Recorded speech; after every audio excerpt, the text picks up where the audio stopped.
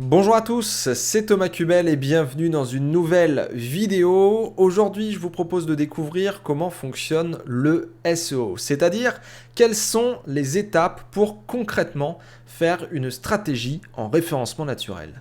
Alors pour ce faire, je vous ai préparé une liste d'étapes à suivre. J'ai essayé de simplifier un petit peu tout le processus du consultant pour que vous puissiez avoir la clarté nécessaire pour avancer. Alors ce document, le voici, il est constitué donc de quelques étapes, pas plus d'une dizaine, et pour le coup, ces étapes sont essentielles pour moi pour pouvoir mener à bien une stratégie SEO, et c'est pour moi, pour les débutants, une trame qui est à apprendre par cœur si vous souhaitez mener à bien votre stratégie, et vraiment dans un sens qui est logique et qui est le sens finalement qu'un consultant pourrait prendre. Alors pour commencer, lorsque vous rentrez dans ce chantier du SEO, vous devez à tout prix passer par l'expression du besoin. On ne parle même pas plus que ça de SEO à ce niveau-là, on est plutôt sur essayer de dire quelles sont les problématiques qu'on a actuellement. Est-ce que c'est un manque de chiffre d'affaires? Est-ce que c'est un manque de trafic? Est-ce que c'est un manque de visibilité? Est-ce que je veux plus de ventes, plus de clients? Est-ce que je veux, je sais pas moi, travailler mon image de marque? Ça peut être vraiment tout un tas de problématiques, mais il n'y a pas que ça à mettre dans les expressions de besoin. Il y a aussi à présenter votre entreprise, dire où vous en êtes, dire pourquoi vous feriez appel à un consultant SEO et au SEO en lui-même. C'est essayer de faire le point sans pour autant rentrer dans l'état des lieux de faire un check des critères SEO, technique, contenu, popularité, etc. Ça, c'est l'étape d'après. Donc première étape à suivre, c'est tout d'abord l'expression du besoin. Et vous pouvez vous poser ces questions-ci, je vous les ai sorties d'un document que j'avais rédigé il y a quelques temps. Et vous pouvez déjà faire le point sur votre entreprise et ensuite sur le référencement. Pour l'entreprise, vous pouvez par exemple vous demander une question assez ouverte. Pourquoi faites-vous appel au SEO, aux consultants aujourd'hui? Ça, c'est quelque chose que je demande généralement aux prospects. Premier rendez-vous téléphonique, voilà, pourquoi faites-vous appel à moi aujourd'hui? C'est une question ouverte et qui permet à la personne de parler 5, 10, 15 minutes et on va généralement voir plein d'informations super riches pour pouvoir faire déjà un premier point et une première analyse de la situation.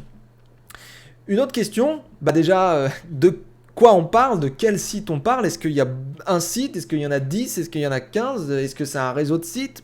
Voilà, quelles sont les adresses URL des sites concernés? Et qu'est-ce qu'on a sur ces sites-là? Ouvrez-les et essayez de voir, de vous dire qu'est-ce que vous pourriez par exemple améliorer. Présentation de l'entreprise, son historique, l'organisation, ça peut être aussi très utile. Les objectifs de l'entreprise, ça c'est extrêmement important. Les cibles que vous visez, quels sont vos concurrents, quelle est votre valeur ajoutée par rapport à la concurrence, quels sont vos produits phares, quelles sont vos statistiques actuelles, vos ventes, vos visiteurs. Voilà, il n'y a pas tout, mais il y a une bonne partie de ce qu'il faut que vous vous posiez. Et ça permet déjà de faire le point sur votre entreprise, votre projet. Ensuite, vous pouvez passer au référencement. Le référencement, mais sans pour autant encore aller dans l'audit. C'est plutôt quel CMS vous utilisez, quelles ressources vous avez en interne, est-ce que vous avez un budget, est-ce que vous avez des connaissances en référencement, est-ce que vous avez acheté du lien, est-ce que vous avez fait déjà des actions en référencement. Il y a tout un tas de questions, encore une fois, que vous pouvez vous poser. C'est pas pour rien si j'ai mis etc. C'est que vraiment, c'est en fonction de chaque thématique, c'est en fonction des projets, en fonction de quand est-ce que votre entreprise a été créée, si vous avez peut-être eu une vie hors web. C'est très très large. Mais en tout cas, gardez à l'esprit qu'il vous faut faire cette expression du besoin.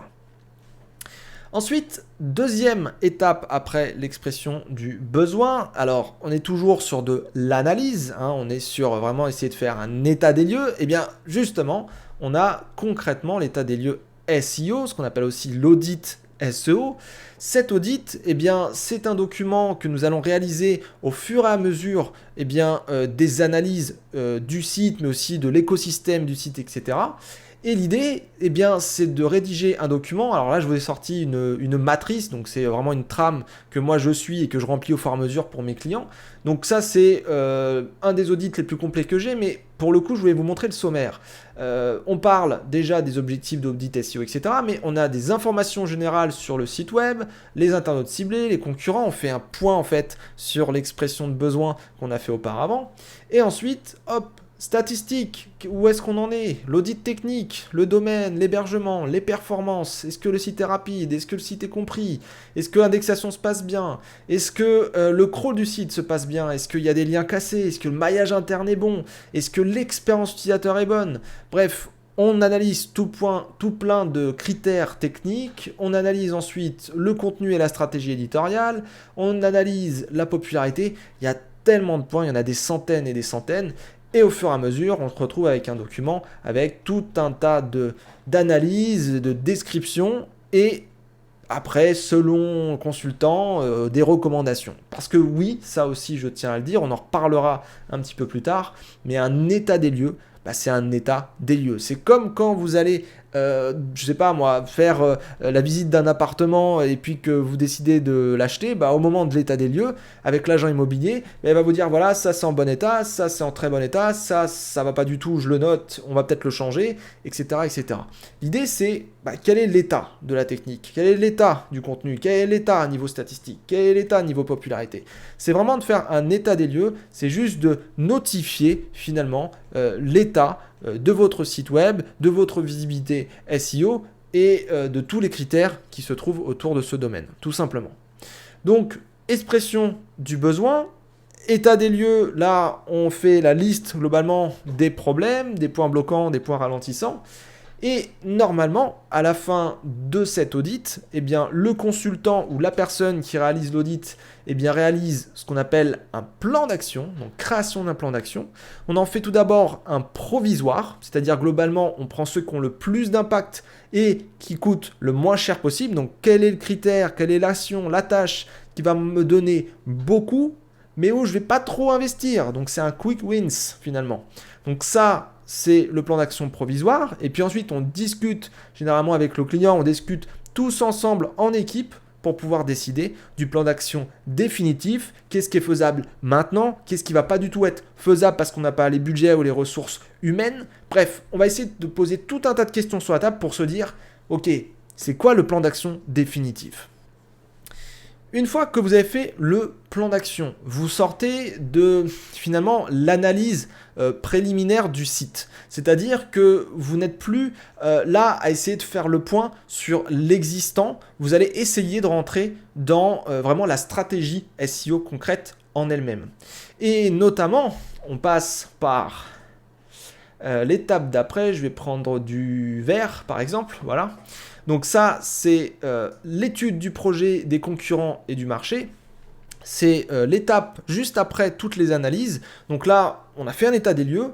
Et l'idée, c'est de se dire, bon, qu'est-ce qu'on a comme projet là? Si on devait étudier le projet, se faire des exercices, se dire quelle valeur on veut avoir, qu'est-ce qu'on veut représenter sur le web, est-ce qu'on veut devenir une référence ou pas, qu'est-ce qu'on veut développer, etc. Bref, on rentre dans la stratégie. Quel projet je veux mener? Quelles sont mes ambitions? C'est quoi le truc? Étude du projet, ensuite étude des concurrents, qu'est-ce qu'ils font, comment ils se développent, etc. L'audit aura montré déjà certaines choses, mais il faut aller encore plus loin avec des exercices en équipe. C'est pas simplement le consultant il constate et c'est tout. Là, il faut vraiment essayer de creuser, essayer de réfléchir pour avancer et créer des choses, imaginer des choses. Donc étude du projet, soi-même, étude des concurrents, les autres en face et le marché, le contexte, c'est-à-dire finalement tout ce qu'on a autour. C'est notre thématique, c'est notre domaine. Qu'est-ce que demandent les gens? Qu'est-ce que veulent les gens? On en est où aujourd'hui? Donc voilà, toute cette partie déjà, expression du besoin, état des lieux, création d'un plan d'action, c'est toute l'analyse constatée. Étude du projet des concurrents et du marché, ça vous permet d'aller un petit peu plus loin et d'imaginer des choses. Et ensuite, une fois que vous avez fait tout ça, vous pouvez rentrer sur ce qu'on appelle le domaine un peu plus palpable, le domaine statistique. Vous allez avoir des données que vous allez pouvoir vraiment saisir en main et des données vraiment, c'est factuel quoi. C'est pas tout le temps des données très très précises, ça peut être de l'estimation, mais vous allez pouvoir appuyer tout ce que vous avez recherché auparavant, tout ce que vous avez étudié auparavant avec des données que vous pourrez retrouver via différents outils en référencement. Et notamment, quand vous faites une étude du marché, une étude des concurrents et une étude de votre projet, eh bien, vous tombez sur ce qu'on appelle les mots-clés. Et c'est à ce moment-là, par exemple, que vous pouvez faire une recherche de mots-clés, ce qui va agir comme ce que je dirais un filet de sécurité. C'est-à-dire que vous avez eu tout un tas d'analyses, de recherches, vous avez tout noté, etc. Vous avez imaginé des choses, vous avez fait un gros brainstorming. Et bien maintenant, je vais essayer de mettre en parallèle une partie brainstorming et une partie factuelle, une partie statistique des données palpables que je vais trouver dans un outil. Et je vais essayer de les faire coïncider ensemble. Je vais essayer de les coller ensemble. C'est-à-dire, globalement, j'ai vu, par exemple, que, mes clients aimaient, chercher l'iPhone 12, voilà. Là, je vois bien qu'il y a des gens qui disent acheter iPhone 12. Voilà, ces deux requêtes-là, c'est une demande, on va dire, humaine par brainstorming et une demande factuelle que j'ai trouvée dans un outil SEO et qui me remonte, par exemple, un mot-clé avec un certain volume, une certaine fréquence de recherche par mois. Donc, la partie recherche de mots-clés, c'est finalement faire ce genre de choses, c'est essayer de se dire, j'ai un site là, thomascubel.com, il a une courbe, très bien. Je vois bien qu'il se positionne sur certains mots-clés. Et donc, je vais récupérer ces mots-clés, je vais regarder les volumes, je vais regarder quelle page, positionne ce mot-clé. Et à partir de là, vous pourrez faire véritablement votre stratégie. Et c'est justement l'objet de la partie d'après, c'est qu'une fois que vous avez étudié votre projet, les concurrents, le marché, que vous avez des données un peu plus palpables, vraiment une matrice avec des mots-clés triés, catégorisés, etc., qualifiés, création de la stratégie SEO en elle-même, on va essayer d'organiser tout notre savoir pour pouvoir réaliser la stratégie SEO parfaite, celle qui va nous emmener là où on veut, parce qu'on a décidé des objectifs, etc. auparavant. Donc, création de la stratégie SEO, ça consiste à faire quoi ? Ça consiste par exemple à faire ce genre de choses, des mind maps. Moi par exemple, je suis en train de rédiger ce guide, voilà, je fais les vidéos, j'écris à côté le guide, etc.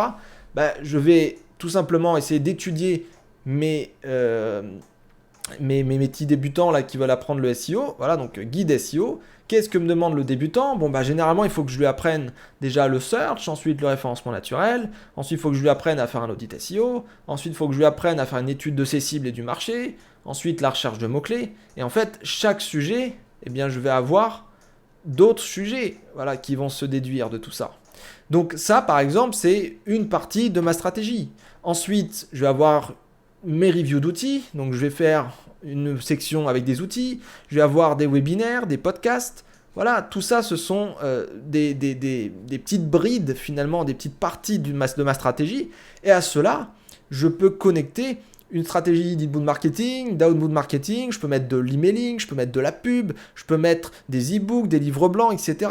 On sort du SEO, mais s'intéresser et aller voir différentes personnes pour se dire, tiens, je suis en train de mettre en place ce truc-là, est-ce que tu peux faire toi quelque chose ? Ça participe aussi, indirectement certes, mais à la stratégie SEO, à la visibilité SEO du site, du projet. Donc tout ça, c'est extrêmement important d'en prendre conscience. Une fois qu'on a fait la stratégie SEO, qu'on a déduit si on devait faire une boutique e-commerce, si on devait faire un ensemble éditorial, un guide, un blog, un ensemble de documents qui vont répondre à des besoins très très spécifiques dans le local, international ou je ne sais quoi, on peut passer directement à la mise en œuvre de ces actions. On a effectivement le plan d'action, on sait ce qu'on doit corriger en priorité, ce qu'on doit faire en priorité. On connaît bien nos projets, on connaît bien nos concurrents, on connaît bien notre marché, on a des mots-clés, on a une stratégie, et bien maintenant on applique. Donc, mise en œuvre, je vais changer encore de couleur, peut-être pas le bleu, on va faire le rouge. parce que c'est quand même ce qui tape fort.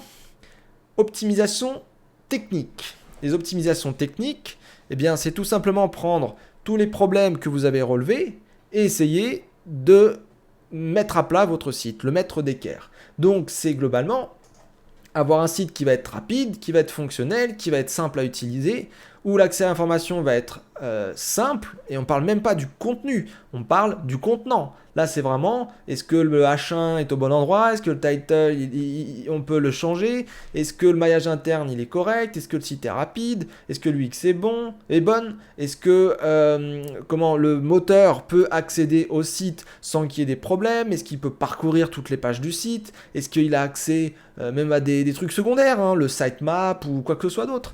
Il faut essayer de faire en sorte que le moteur puisse travailler avec votre site et que l'internaute, vos visiteurs, puissent aussi travailler avec votre site et que ça soit agréable. Et ça va vous permettre de mettre en valeur ensuite le contenu, qui est l'étape d'après, donc le deuxième pilier du référencement, création et optimisation des contenus. Donc vous avez peut-être des contenus existants, vous pouvez les améliorer, mais vous pouvez également en créer des nouveaux pour viser des nouvelles demandes et répandre finalement votre offre sur une demande. C'est-à-dire, quelqu'un pose la question « je veux un iPhone 12 », comme je disais, et bien voilà, tu fais une page produit iPhone 12 et quelqu'un peut commander l'iPhone 12.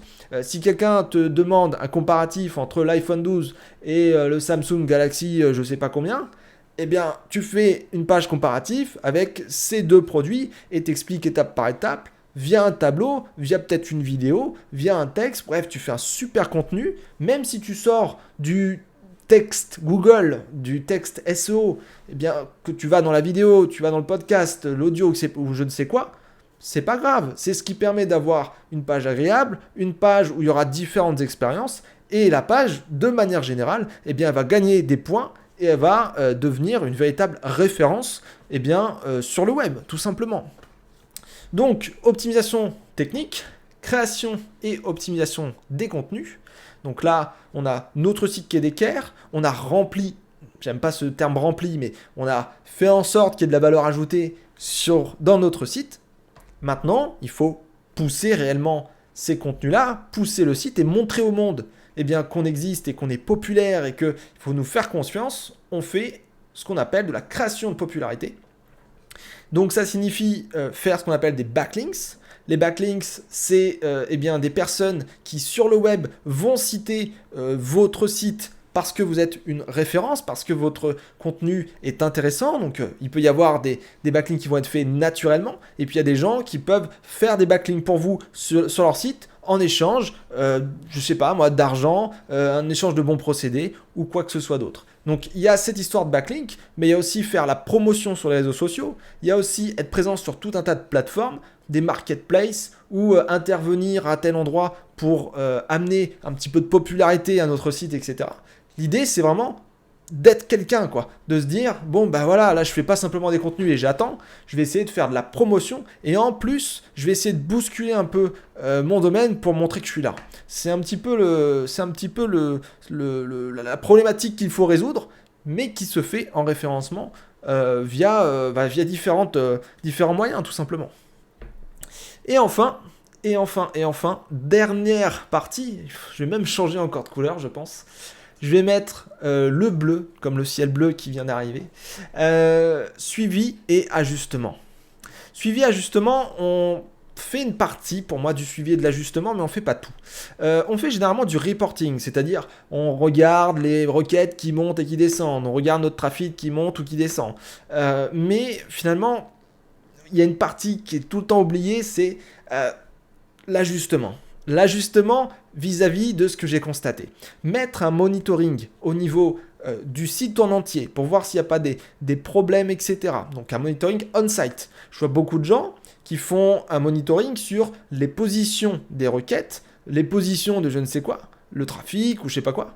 Mais ils font pas de monitoring on-site. Vraiment se dire, attention là, il y a tout un tas d'erreurs 404 qui viennent d'arriver. J'ai pas eu d'alerte. Bah ça, c'est un problème. Donc, monitoring on-site, ça, c'est super important. Et monitoring off-site, la popularité, est-ce qu'elle évolue dans le bon sens? Et également, l'ajustement, ça aussi, est-ce que j'ai pas un truc à modifier pour que ça aille plutôt dans un autre sens? Parce que mine de rien, si vous avez un problème et que vous ne prenez pas tout simplement des dispositions pour améliorer ce problème, ça peut pas non plus fonctionner votre stratégie. Ils vont créer une stratégie, mais il faut la faire évoluer et l'observer au fur et à mesure du temps pour pouvoir faire en sorte que ça aille dans le bon sens et en direction de vos ambitions, en direction de vos objectifs, etc. Voilà, donc si je devais récapituler toute cette histoire, on a 4 couleurs. Les 4 couleurs, il n'y a pas toutes les étapes, mais il y a une grosse partie des étapes. On va dire que c'est simplifié. Jaune, vert, rouge et bleu. La partie jaune, c'est faire le point. C'est le processus de analyse. Analyser le projet de manière générale. C'est vraiment le processus d'analyse. Ensuite, vous avez la partie verte. Là, c'est je construis ma stratégie. Donc c'est je regarde les mots-clés, je regarde mon projet, mes concurrents, le marché, je crée quelque chose, j'imagine quelque chose. J'essaye de faire les plans de l'architecte. Vous voyez le truc. Ensuite, il y a mise en œuvre. Je bâtis la maison, je remplis la maison et je montre que la maison est là. Voilà. Et ensuite, c'est je surveille. Je regarde si tout se passe bien, je regarde si j'ai pas des fissures, je regarde si tout est OK. Et si jamais je vois une fissure, poum, hop, je la comble, la fissure. Donc globalement, là, vous avez le processus de n'importe quel consultant lambda. Même hors consultant SEO, n'importe quel consultant va fonctionner de la même manière. Et vous, en vérité, vous êtes tous des consultants. Pourquoi ? Parce que n'importe quel problème dans votre vie, ça se passe toujours comme ça. Quand vous avez, par exemple, votre télé qui tombe en rade, vous constatez, ah, ma télé est tombée en rade. On est dans l'espace jaune. J'ai un besoin, il faut que je répare cette télé, il me faut une nouvelle télé ou je ne sais quoi. Il faut en tout cas que j'ai une télé qui fonctionne. Donc état des lieux, le fil est bien branché, la télé, j'ai pas shooté dedans, tout va bien. Bon, qu'est-ce qui se passe ? Je l'emmène chez le réparateur peut-être ou un truc du genre, je sais pas. C'est un spécialiste. Mais en tout cas, voilà. Je fais mon plan d'action. Je mets ensuite ma stratégie en place. Enfin, j'imagine une stratégie d'aller chez le réparateur, de réparer moi-même, etc. Je mets en place, rouge, et suivi. C'est bon, ma télé elle est réparée. Donc c'est bon. Et puis quand elle va tomber en rade, je redéfinirai un petit peu ma stratégie. Peut-être que je ferai une autre action. C'est un petit peu pareil partout. C'est comme le docteur. Le docteur, je vais pas non plus refaire un autre exemple, mais c'est pareil. Vous allez voir le docteur, vous vous dites, qu'est-ce que vous avez, monsieur, madame ? Bon, voilà, j'ai mal au dos. Ah oui, derrière, oui, vous avez un peu une tension là, je le vois bien. Bon, je constate, et puis, etc., etc.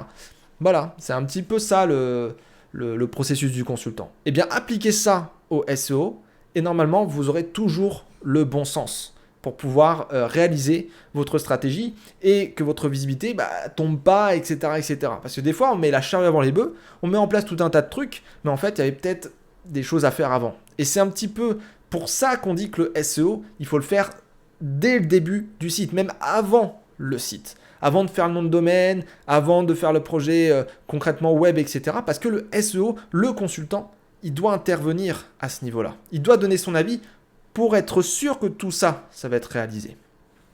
Donc expression de besoin, état des lieux, création d'un plan d'action, étude du projet, des concurrents et du marché, recherche de mots-clés, création de la stratégie SEO, optimisation technique, contenu, popularité, suivi et ajustement. Et tout ça, c'est globalement cette pyramide du référencement dont j'ai parlé dans une précédente vidéo et où on part du site à la base, la technique, on monte sur le contenu, on monte sur la partie hors site, c'est-à-dire la popularité, et tout ça forme la pyramide du référencement. Merci taillesio.net, christophebenoît.com pour cette infographie que j'adore, qui est excessivement vieille, je crois qu'elle date des années 2010, mais pour le coup, qui est encore pour moi l'une des plus compréhensibles, où on découvre comment le moteur il va parcourir chacune des étapes et vous, ce que vous devez suivre et qu'est-ce que vous devez appliquer.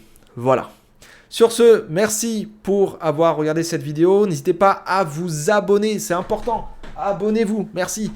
Déclenchez la cloche des notifications et n'hésitez pas à partager, commenter, liker la vidéo. Je réponds à toutes vos questions. À très bientôt. Bye bye.